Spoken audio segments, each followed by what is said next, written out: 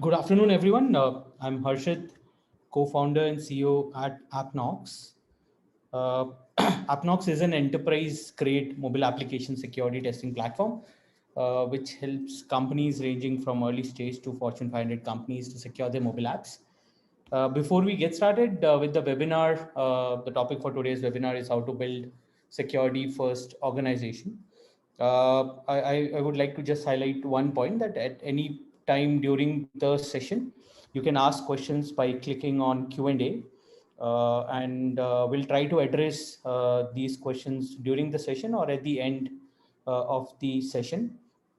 I'm hoping that everybody settled and we are good to start with the session. So I would like to quickly introduce you to Srivatsan from Zozoday. So Zozoday offers business software products to solve problems around employee rewards and recognition, channel sales incentives, and consumer promotions. The software products are used by HR leaders, channel managers, and brand marketers across 800 plus global companies to engage their employees. All of Zozoday's software products, which include Impulse, Compass, and Plum, are plug and play, highly scalable, easy to use products that can help businesses achieve tangible outcomes. And Srivatsan is a seasoned technologist and entrepreneur. He has a mixed career in building top-notch products in multinational and smaller startups. So overall, with Srivatsan, we'll be exploring on how has been his journey around security, building security first companies, and also understand more on what they have used at their side, and also walking you through how you can look at it on longer run. So thanks for joining, Srivatsan. Happy to have you Thanks here. for the introduction, Harshit. And nice to have you. Nice to have everybody who is joined. Hopefully, we should have an interesting session for that. Looking forward to it. Great. Thanks, Srivatsan. So with that, let me start with the first question. Probably is so Srivatsan. Zozore is one of the fastest growing SaaS companies, and you have a 250 plus member team and a lot of enterprise customers that you have been working with. So in your journey of working with so many enterprises, what were some of the key security concerns that your clients expected that Zozode would be having, and how did you ensure that these are not roadblockers as you are closing more and more enterprises as the organization grew? That's right. That's a good question, Harshit. So, see, like with any other company, we have grown from being a startup.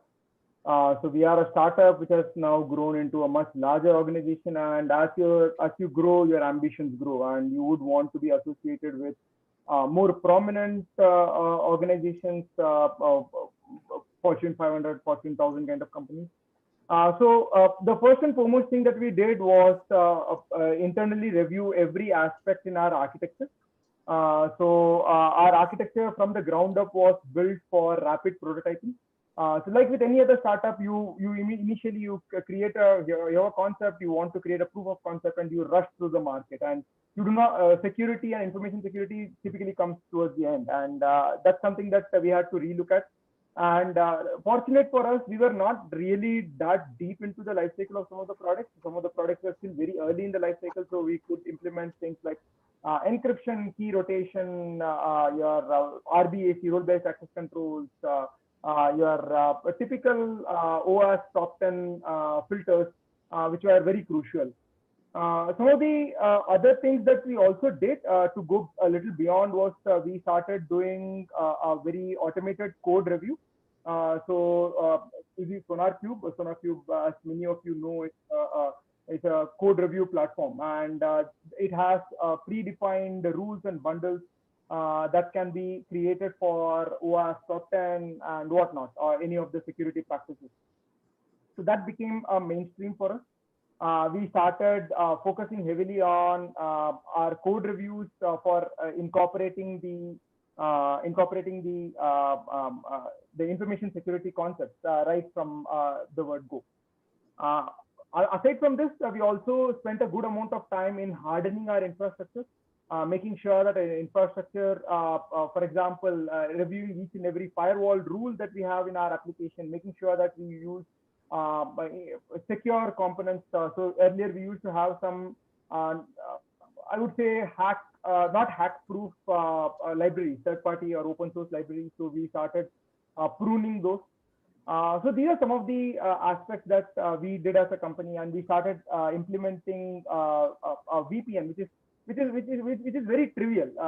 For a larger company, you will think that VPN is very trivial, but for a smaller company, when you start off, VPN is a big challenge because you have to have someone who maintains that. So we started implementing VPN, having firewall rules to only route traffic through the VPN. So these are a bunch of things that we did in order to win the trust of some of our early enterprise clients. And what really helped there was we were quickly able to meet the standards of let's say ISO or SOC and the GDPR. So these standards, as you get closer and closer to it, it becomes easy for enterprise to adopt you. That's right. That's right. So I think we at Appnox had one of the instances where when we were like just moving from closing SMBs to enterprise, and the first enterprise that we closed had asked us a lot of these difficult security questions. I remember that. That was roughly around 2018-ish. And like to clarify, not only clarify, we had to change some of the things. For example, they wanted us to log out from the system after a certain time period. And for that, we had not implemented that from day zero. And it took us a really long time, almost a year, to ensure that we are ticking all the check boxes that they're asked. So definitely, I think from day one, if you think as you have mentioned, Shivardhan, that can be really helpful, because as you grow, it becomes really difficult to go back and rework on it and ensure that you have taken care of all of those things. Yeah, over period, now we are also ISO 27001 certified, and that ensures a lot of security parameters that most of the enterprises look for. So along with it, I'm sure that in last 8 to 9 years of journey of Zozo specifically, and in your stint of working with enterprises and smaller companies, so you would know how security processes differ when it comes to startups or an enterprise, and how does it really evolve over period. So can you probably help us understand how you are managing it at Zozo Day when you grew from smaller company to becoming like a decent sized startup? So how was that journey like? How you ensured some of the security first principles? Definitely, Harshit. I mean, right now we are a 250 people company, so we are quite a decent sized entity, and it's no longer a one man show in most cases. There are teams and there are specific KPIs for the teams that they have to handle. One of the things that we had to do was bring InfoSec as part of the HR processes. That means that you train people on InfoSec on the day of induction. This is not only specific to a tech team. For example, a dev team, it is understandable, but people generally overlook at the what do you call the importance of training people like customer success, finance, etc. on InfoSec. And if you had seen the recent attacks on companies, most of these attacks have not come through the tech teams, because tech teams are generally much more circumspect of what's coming, a phishing attack, for example. Whereas this happens more and more on the non-tech departments, and that's where we took a keen interest on making sure that everybody, when they are inducted, you have some basic material, a few slides, maybe a half an hour presentation where the security policies and information security policies are covered. And I think from the dev team side, what we did is we went a little deeper. We started explaining people the fundamentals of how a hack attempt happens. A basic thing, like for example, how do you prevent a DDoS? How do you prevent a vulnerability which is a OWASP top-10 vulnerability? What are some of the practices that you do? Those are typical. We started training the tech teams, your dev, your QA, your DevOps. They started adopting such practices. And what kind of accelerated this also is we also went through a bunch of attacks. Some attacks were like very very nasty, and we had to compromise our SLAs also at times. When you are there is this saying, baptism by fire, right? So only when you are really put under stress, sometimes you come out of it and realize that these are the best practices, and you will never vouch to doing anything against it. So that's something that our dev team has also been primed to do right now. Another thing that we definitely did was VAPT, vulnerability assessment and penetration test. That became our regular practice for us. So we have a process of quarterly VAPT. AppNorth is one of the vendors. We have also worked with some other vendors earlier. VAPT is a practice that we do quarterly, and we don't limit ourselves to only the application level VAPT. We try to cover web application, the mobile apps, and also the server infrastructure, the networking level VAPT also. That really helps because a lot of times hack attempts or vulnerability start from inside. You have a disgruntled employee, a greedy employee or an employee who just wants to play around with systems, and he exposes a vulnerability that kind of creates a ripple effect. So that's where infrastructure and making sure that you have segregation of duties is very important. Regular audits. So as I told you, nothing comes by implementing it once. A lot of practice and discipline is needed. So regular audits and reviews of security practices we did. And the last thing, which is like a double-edged sword, but for us right now it is paying results, is a bug bounty program. So bug bounty program was started probably around 6 months, 8 months ago, and it coincided with probably some of our worst attacks. What happens is when you list yourself for a bug bounty, you are actually attracting some of the best security researchers in the world to now focus on you. And especially India being a very tech savvy country, you have your kids from colleges and schools who are fantastic with InfoSec, and they kind of penetrate your system. So that was a real eye opener for us. Whatever, I mean, even beyond what we had got through our earlier points, through our code reviews, through our VAPTs, etc. We got some very, very what do you call deep flaws in the systems, and we were able to fix it. I think these are some of the practices that we did, and I think we are hopefully at a much better place than where we were maybe 6 months back when all these things started. I completely agree. I think one of the best point I really liked was the bug bounty program. In India specifically, or in SaaS specifically, I've not seen many companies having a bug bounty program, but definitely the benefit is that there will be hundreds of hackers trying to find issues versus a single or two people working in a VAPT, or if you work with them. Both have their individual pros and cons, but that is very, very interesting.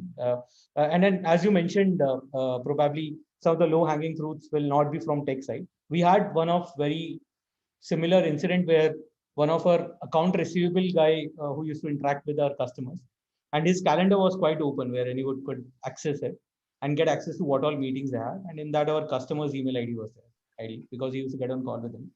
And we realized that when someone detected that, and we fixed it immediately. But so there is a possibility that even someone who is not linked to customers so often, or critical data of customers can lead to some possible security hack, and that's where the training of InfoSec training as part of initial induction is very, very important. That is really good. So with that, I would also like to understand on, like, as you mentioned that you had some of the very large hack attacks where you were interacting with a lot of these bug bounty hunters and all. So how was that entire interaction?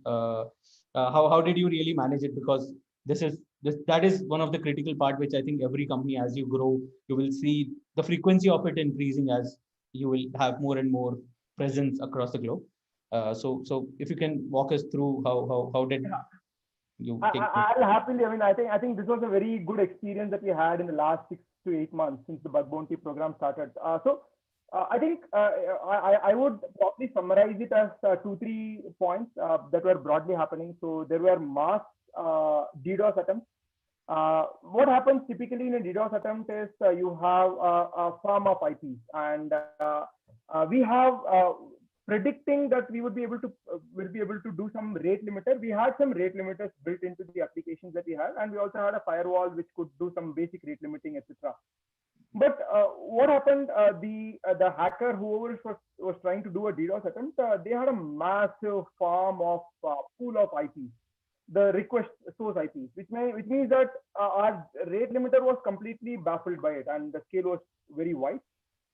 So we tried a bunch of things. We tried to look at some user agent patterns and see if we can block those. We did a lot of mining from our logs and see if we could ban based on certain request metadata.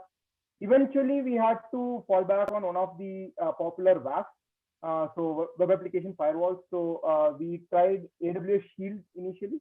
Right now we are on Cloudflare, and Cloudflare is kind of okay. I mean, these guys, they're all quite good. So there's nothing much separating them. It's an expensive affair. Cloudflare is quite pricey, but I think as a company which is quite mature right now and having some very top customers, that's cost of doing business for us.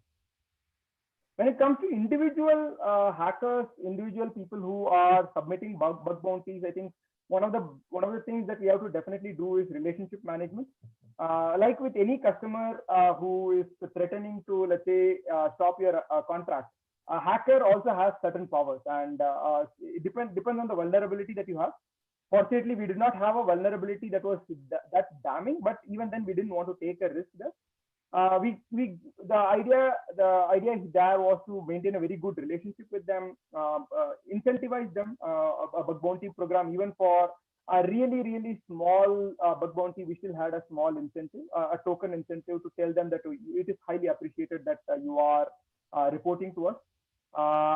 These things kind of help keep the people who expose such vulnerabilities have some kind of what they call a cordial relationship with you, because the last thing that you want is getting your data and then the hacker putting it into darknet. That's like the worst case scenario. So these are some of the things that we were doing. I think the biggest upside that we saw was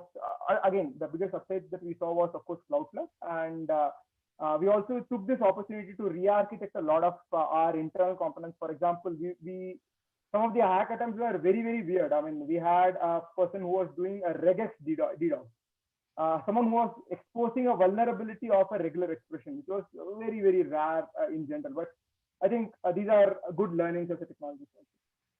True, I completely agree with you. In fact, while working with a lot of companies, we have realized that, as you had mentioned, WAF is one of it, followed by VPN, a lot of other aspects. There are options that companies can utilize depending on stage to stage. As you grow, definitely Cloudflare is pretty good service for WAF in general. And yeah, I think that is pretty good offering. I actually had a small follow-up for your previous question. So there is this nifty website called Enterprise Ready. Anyone who is building a SaaS platform, you should check it out. It's not a very advanced website or anything. It's just a questionnaire, but it tells you the aspects that you as a startup might be missing if you are looking to sell to businesses, especially mid and large enterprises. So Enterprise Ready will tell you what are the security practices, InfoSec practices, deployment practices that you need to follow in order to reach that. I think that's a good checklist if anybody is interested in that. Yep. Great, Harshit. I think I have a few questions for you. I mean, since you come from a more deeper security background, I have a few things that I would like to pick your brain. So I think you have been doing this for a while. I have followed Appnox as a startup since my earlier startup stint. I think we have been evolving probably third time also. So what are some of the best practices that you have seen that companies follow, and you have also advised some of your companies to follow? Let's say there's a blank canvas. Feel free to paint it however you want. Yeah. So definitely, I think at Appnox we have scanned upwards of 5,000 mobile apps when it comes to, and a lot of mobile applications, and specifically in SaaS space. We have seen a lot of early stage companies following best practices and also missing on basic security checks. So for example, whenever you start a company, the major challenge you have is that you have to reach out to customers, have companies onboarded. There are a lot of problems to solve, and security generally takes a backseat over there. But along with it, you definitely don't want your first PR to go out as XYZ company got hacked as the first PR for yourself. So definitely that is something that you have to make sure that you are taking care of. And generally, people think that security is something that comes at a cost. So that's not always the case. There are a lot of open source tools that you can use. For example, for VPN specifically, there are some of the tools like Pret UNL that can be used for VPN. Then there is CloudSploit in case you are relying on cloud security. There is Arcari Sec Faraday for vulnerability management, overall issue management. For source code, as you had mentioned, there is another tool that you can use, Nyk, SNYK, which our team also uses, and that is pretty decent tool. All of these are again open source. They have a paid version as well. Depending on your usage, you can get started with it. And eventually, as you grow, you can have vendors, you can pay, you can have a separate cybersecurity budget for it. But in initial days, you can rely on these because like the only challenge is that when you start building the company, you would never know when you are getting hacked. And if someone thinks that they're completely secure, ideally, as John Chember had once said, that there are only two kind of companies: one that is hacked, and the other who does not know that they have been hacked. And said so. I think one should look at using these open source tools and then evolve to paid vendors, automated tools, paid tools, and grow their security process. So ideally, budget should not be the issue for not looking at security. Then as you slowly grow, you would use DevOps. So you should start implementing DevSecOps and automate a lot of things over a period of time. Because again, security cannot be the reason that you are delaying your release in your agile process. So DevSecOps helps you also cancel that out and make sure that your releases are happening on time, along with security into consideration. So yeah, I think as organizations grow, security should grow with it, starting from early stage to an enterprise. Only the way it is done and tools may vary, but yeah, one should look at it from day zero is what I personally feel. Got it. So, I mean, just a follow-up to your previous answer. So, what is the, without going into specifics, what is the smallest organization or the earliest stage organization that you have worked with? And obviously, you have worked with some large companies, but how soon did you see some of your customers realizing and coming to you? So I think one of the earliest we had worked was the name of the company is India Gold. They've just launched recent while. And we started with them for security testing when they were planning to build their first version. And during architecturing phase itself, they wanted to ensure that they are considering all security parameters, and we had a call with them. And I found their process from day zero very organized and with respect to overall DevOps that they had built from day zero. I think from ideation stage itself is where security should get implemented. We saw it happening in that company. That helps over longer period because you have very critical information. In their case, they are storing, it's a digital platform to buy gold. So they're storing your critical gold asset over mobile app. So it's a lot of money that they're talking about, and any hack can lead to loss of direct financial loss for them.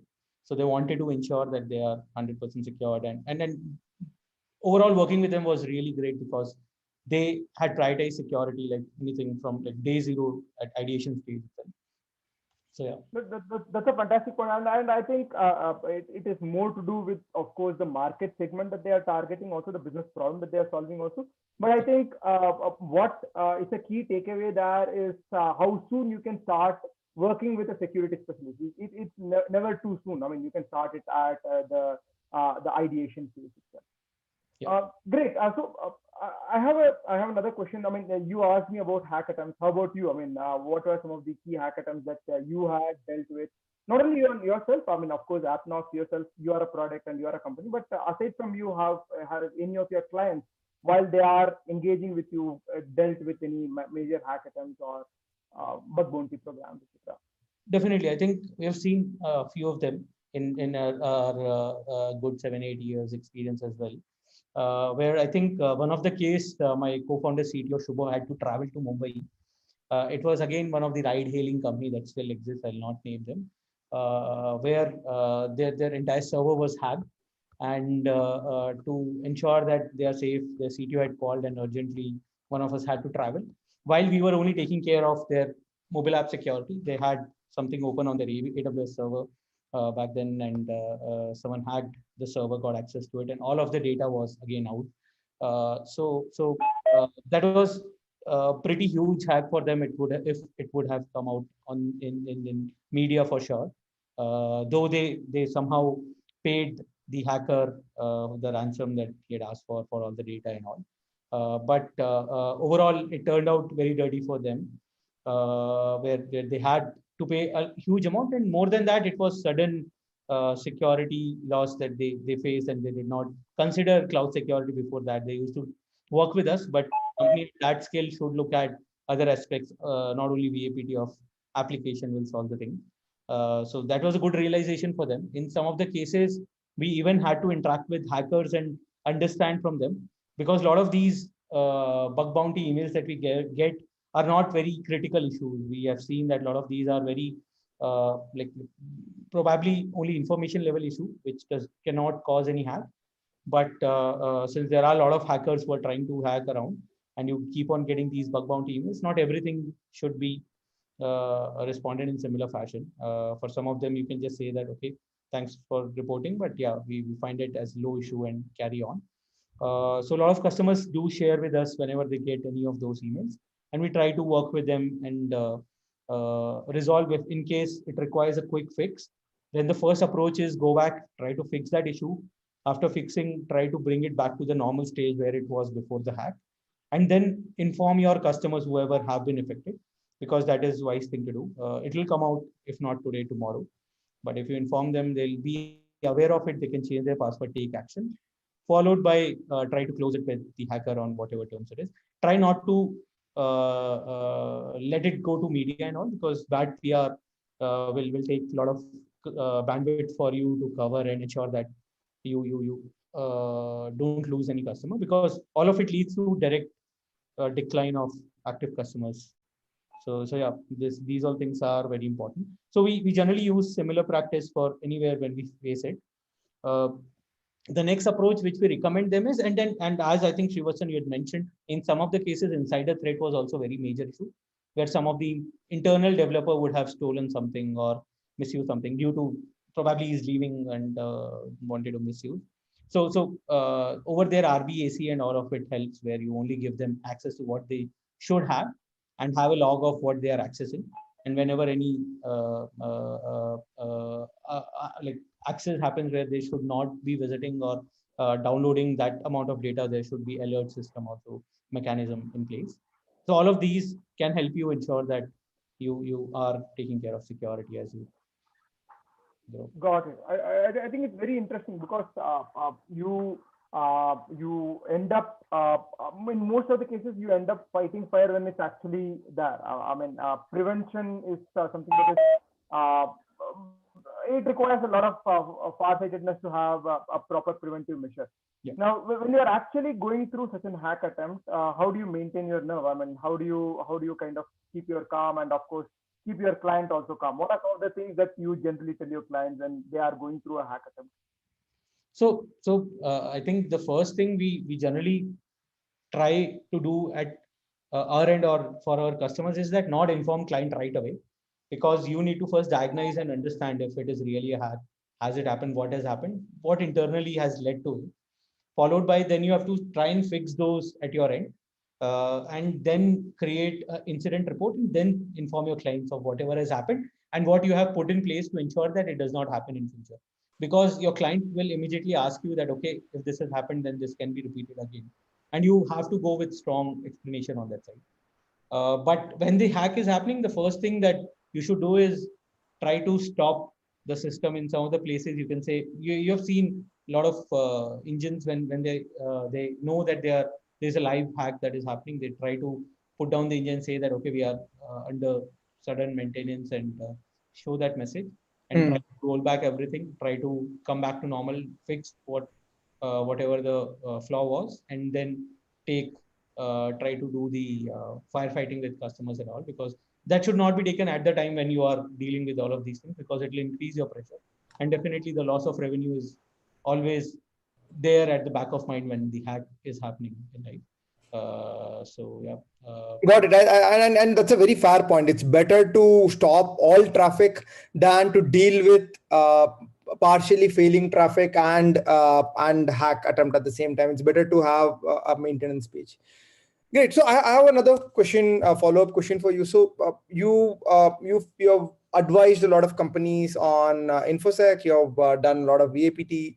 So what are some of the broad process differences or principal differences that you see between enterprises, SMBs, and startups? How do you think these are evolved, and what are some of the things that you can highlight? Yeah. So when it comes to early stage companies, I personally feel that security first principles are even more critical, because from day zero is when you start having proper control on who should have access to what, ensuring that you have again secured architecture, as I mentioned initially, that we had missed that in one of the in basic things like logging out after certain minutes was not something we had looked after. It took us almost 3 to 4 months only to build that, and a year to take care of all security measures that enterprises generally look for. So these are something that should be there on day zero when you are building the company, and that does not require too much of budget. Also, it can be done with open source tools only at initial phase. And as you grow, it can be like few $1,000s are also good enough for your security budget, where you work with limited vendors for VAPT source code that you were mentioning. These are two basic things you start with, followed by things will keep on adding cloud security assessment, followed by SOC 2 analysis, SOC 2 and ISO compliances. And as you grow, it will keep on increasing. So from few $1,000s to if a company is 100 to 300 members, then you would need at least $10,000 to $15,000 security budget. As you grow to like a bigger enterprises, you would have security budgets in millions of dollars. For example, JP Morgan has roughly around $250 million only security budget that they allocate to it. So that is one of the difference when it comes to investment. Apart from that, someone driving security, as you grow, if you grow upwards of 50 members, then you would need someone ensuring security in the company internal, probably a security person or someone who can build processes for security. As you grow upwards of 200 to 50 members, you need to have a CISO to ensure that each of business teams have security in place, because as you mentioned, as I also mentioned, we had one of the incident at our place in account receivable team, which no one can think of that, okay, this can lead to loss of customer information to any third party, to outside people. So similar cases can happen at any of the bits, especially I think sales team and other places where they are interacting with a lot of people outside, and sometimes they open their calendar, they integrate with a lot of tools that can lead to one or the other place you losing a lot of information. So yeah, this is something that grows accordingly. And for enterprises specifically, they have CISOs, followed by a lot of business security heads in their business units that they have. And followed by in those business units, each team will have their own security person, security processes in place. And as I just mentioned, compliances and all also grow as you come into picture. For companies that are focusing globally, there will be regional compliances also. For example, GDPR is for Europe. Similarly, other companies are coming up with their own privacy compliances. And regulatory compliances depending on what vertical you are selling into. If you are e-commerce, then PCI DSS comes into picture. Healthcare has got HIPAA compliance. Accordingly, if you get into any specific highly regulated industry, you need to have compliances around it. So all of that becomes more and more prominent as you keep on growing. And so yeah, in smaller companies, I think it can be done within few $1,000 using open source tools, even for free.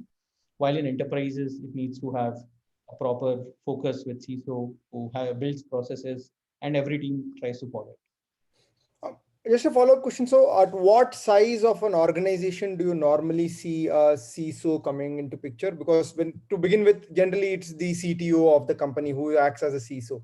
But then beyond a point, I think it requires specialization, and it cannot be just a generalist who does that. So at what point do you normally see that happening? So we have seen that as you grow from startup to SMBs specifically, there is a need of CISOs. In some of the cases, CISOs are also brought in picture to speed up your sales closure cycles. When you're working with a lot of enterprises, they would ask for a lot of security questions for you. And that's where to always speed up the entire closure cycle, you would need someone who is a seasoned security professional to come on board and try to close all of those pointers with enterprise, and especially in deals where you are doing multi-million-dollar deals, because security is a big concern for those companies. Whenever they work with third-party vendors, they want a lot of check marks to be ticked, and they would be storing very, very critical information of their customers or their IP on your system. So that would require them to ensure that you are at par with on security when it comes to this, and that will call for calling a CISO on board to speed up the entire cycle. Otherwise, for example, in India, we have seen that Freshdesk had hired a CISO, and the reason they had hired a CISO was to speed up the entire sales cycle. In fact, the CISO's main KPI is to decrease the time of RFP closure from 6 to 9 months to roughly 3 months, ideally. So yeah, that's one of the things that we have seen in a lot of companies that are growing from SMB to enterprise or startups to SMBs, where CISOs come into picture. The other thing that you can look at is upwards of 500 team members. Ideally, if you grow, you would have a lot of regional teams or internal teams, so there'll be a lot of silos. So if CISO comes in place, he will help you set a process, not something that is forced from top to bottom, but understanding each of the team's requirement. For example, field sales security requirement will be totally different from digital sales team, because field sales will be doing a lot of things in physical format with a lot of notes and all, while digital team will have everything recorded over whatever CRM they are using. So with that difference, the security process has to change from team to team, and that is something if a senior guy from security comes into picture and builds it, will be more robust as a process. Got it. I think that was a very good input. I think the sweet spot of 500, I think that's a very useful input for a lot of companies. Great, Harshit. So I believe that you have some best practices that you wanted to share with the panel here, with the audience. Yeah, sure. Yeah. So let me quickly share. I'll try to rush through. We have limited time, but said so. I think a lot of it is something that we have discussed as well. So one is why security is important more than ever. So I think one of the major reason is that 80% of the companies still lack effective implementation of security programs. When I say so, a lot of companies have security program, but it is not super effective. As I just mentioned, each of the team would require their own security program rather than something that is coming from top to bottom. So it requires someone to interact with every team and understand what their security parameters are and accordingly build it. When it comes to enterprises specifically, what we had found from IBM cost of data breach survey was that any security breach costs an enterprise more than $4.24 million. Any small data breach as well, because there is a lot of reputational and other damages that they can have.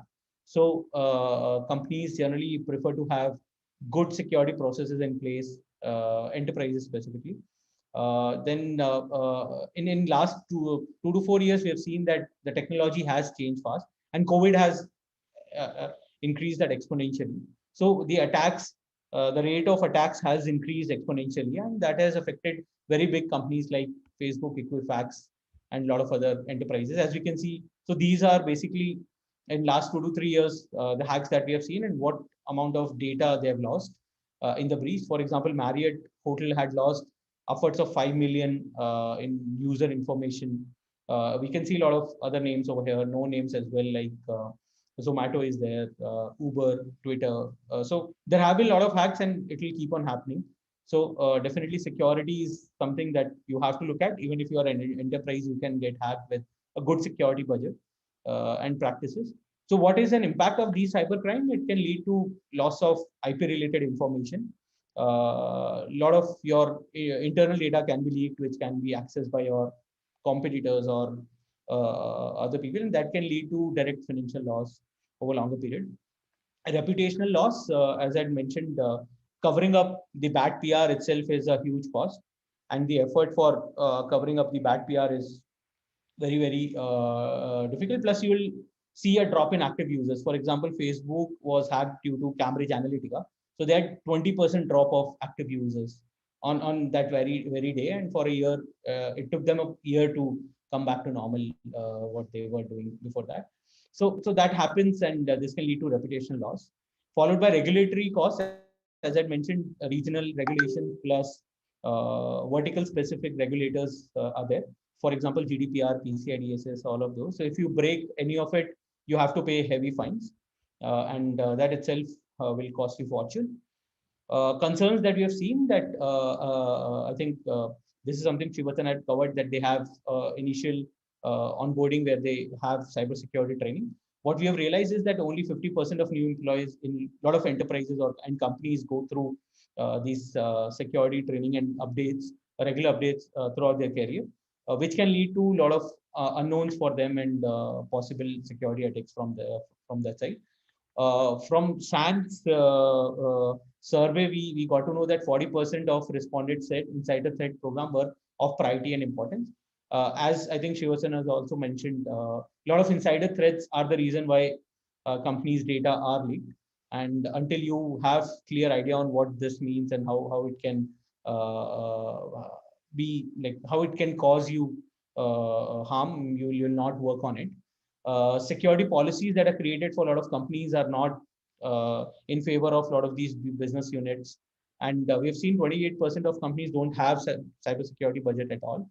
This can lead to them not prioritizing security and possible security attacks for these companies. So some of the pointers, as I had mentioned, introduce privacy and security as early as possible.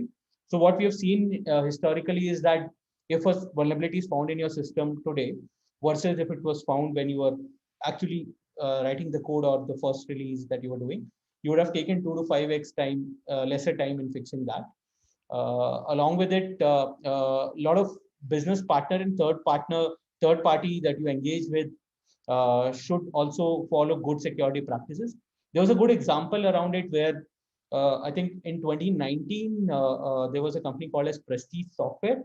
It's a Spanish software developer that had left over 10 million customer data of large booking websites like Expedia and Hotels.com right over there. So they had exposed their AWS S3 bucket that led to all of the data of Expedia and Hotels.com being revealed to outside party. And this is a big loss for Expedia and Hotels.com and could be avoided if they had good security practices for third-party vendors where you ask for security reports and all. Even if you use CRM, you should check how often they go and do internal, external VAPT, what all compliances they have in place. If they have good process in place, they would have mentioned for sure in the security policy pages. If they have not, you can ask your vendors to do that, because if they are hacked, it can lead to your data being open to the world.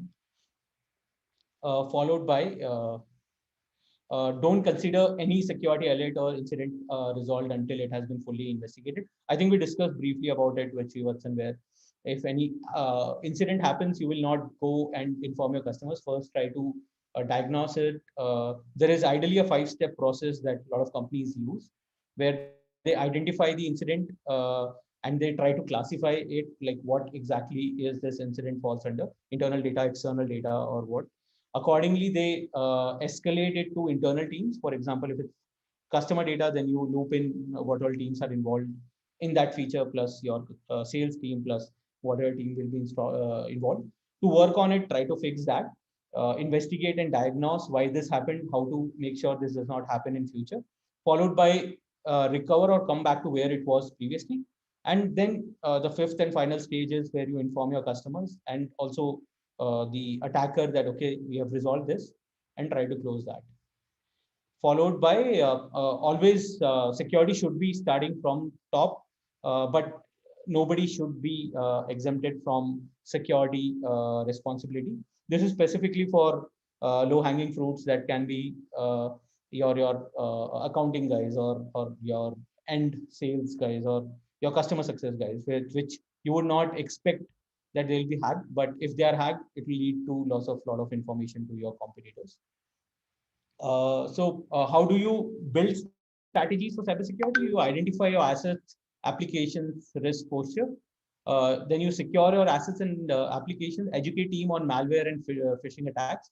This is where your entire cybersecurity training will come into picture, and measure your success with respect to how many times you have been hacked, and how you have ensured that it decreases over time. And this will keep on happening. So it's not like if you follow everything, you'll not be hacked. You will be hacked. It's only about improving as you grow. How you can evaluate new vendors for security. So one is Gartner G2 crowd reviews you can look at. If that does not work, then you can ask the vendor you're speaking with to refer you to one or two of their customers to understand how they have helped them evolve their security process. Second is cost involved versus ROI. This is majorly understanding how much will you pay for it, and ROI with respect to if it is linked to closing a deal which requires VAPD certificate and all. Workforce cost versus cost of products. So initial days you might not have internal team, and you can work with outsource agencies, but over longer period, you might start hiring security team internally, and that can be automated with lesser cost if you have automated products around. You can explore that, and you can take a call depending on what works best for you. Then the fourth is open source versus proprietary tools. This majorly depends on, at early stage, you can rely on open source tools. Over period, you can look for paid versions of those open source tools, or even proprietary tools that are paid and more organized, plus more up to date, but definitely will come at cost. How to eliminate security gaps and monitor security posture. So you perform a risk assessment, whatever risk you get from there, you prioritize them, try to fix it. You implement an automated solution to make sure that whenever any of these risks happens, you get to know of it, and then prioritize those fixes using a scorecard, like, okay, this is critical, I should fix it first, followed by medium, low, and then go ahead with it. So yeah, that's how briefly you will do it. I think I had only this much from my side on what all you can do. I'm happy to open it for Q&A if anybody has any questions. We can talk about it. Shivatsan, if you have any question, I'm happy to answer that as well. I think this is great, Harshit. I think you have been able to summarize a lot of learning what you as a company have had over many years into a small handbook. I think this is very helpful. I had one question. I mean, now finding a security engineer or security researcher for employment is quite difficult. I mean, people coming from application development background itself, finding that itself is quite hard, and getting someone is quite hard. So what are some of the things that you look for when you are hiring engineers for yourself? So in our case, when I talk about specifically security researchers that we hire, some of the key things that we look for are so there are a lot of security researchers who keep on finding these 0 days, as Shivatsan had mentioned. They also work with a lot of these bug bounty companies from college days itself. And a lot of our current team has come from that expertise where they've won a lot of bounty programs. And this is something that we really cherish. So if anybody has got any bounty already in place, we ask them to openly flaunt in their CV or talk about it with us. And that gives us the pre-validation that he's someone who can dig or think in different direction, because a lot of these bigger companies or 0 days that I talk about, which are in HPs and IBMs of the world, are something which a lot of security team, product, a lot of engineers, security researchers have already gone through and still missed that. And if something is being detected by those people. The second thing that you should look at is they have any masters in cybersecurity specifically. In India specifically now, in recent 5 to 7 years, we have seen a lot of MTech cybersecurity people coming out. And globally, I think they have a lot of MTech courses, master courses in cybersecurity already in place. And these are people who have done masters in cybersecurity, so they have good idea of how it happens and definitely would have hands-on experience also. The third thing that we look for any of the security researcher is how well connected are they with a lot of these communities, like Black Hat in India. There are Nullcon and other communities. So if they're well connected, that means that they are always talking about new things with their peer in cybersecurity, and that's where most of the new learning comes along for these security researchers. The because this cybersecurity community itself is a very close knit community where a lot of these researchers interact with each other on regular basis. So if they are well connected internally, it validates that these are researchers who have good idea and are up to date with new things happening around and are part of some growing org where they discuss about new things that's been detected. Got it. Very interesting. I think it's a good mix of theoretical knowledge and of course practically proving themselves. I think that you can't beat that. I mean, if someone has practical exposure, even though they don't have an MTech, I think that's a fantastic asset in general for That is for sure. And in fact, we like, for example, my co-founder itself is not an MTech, but he had roughly 15 odd years of experience in mobile app security till now. So that itself validates that, okay, he comes with a good experience on that side. He started with mobile app security roughly around 2010, 11 years, not 15, sorry. But yeah, since then he has been doing cybersecurity for mobile applications, and I think that is more of practical knowledge. Parallelly, definitely theoretical knowledge. You get to know a lot of things in better way, and that puts an extra seal of trust over and above. Definitely. And then not only that, there is another thing. Sorry, I missed that.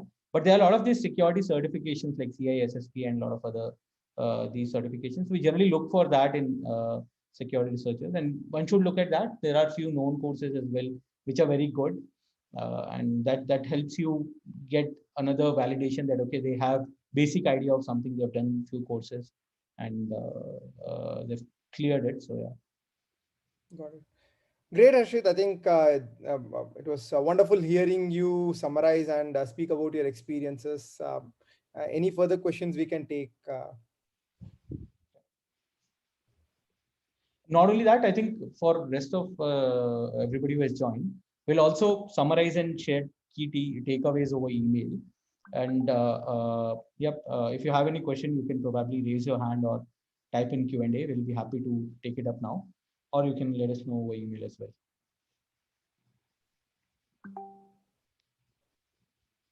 Okay. Okay, I don't think there is any question. So thank you, Shrivatsan, for joining us. It was great to hear your and Zozo Day's security journey, and also some really great points that we all can go back and start working as we grow as a company. And with that, we come to an end of today's session. A big thank you to all of the attendees who have come here and made this possible. We'll aim at sharing key takeaways from the session today over email. If you have any question, feel free to drop us an email, and we'll also share the recording and the presentation that we just shared. So yeah, thank you, everybody. Thanks, Srivatsan. Thank you. Have a nice day.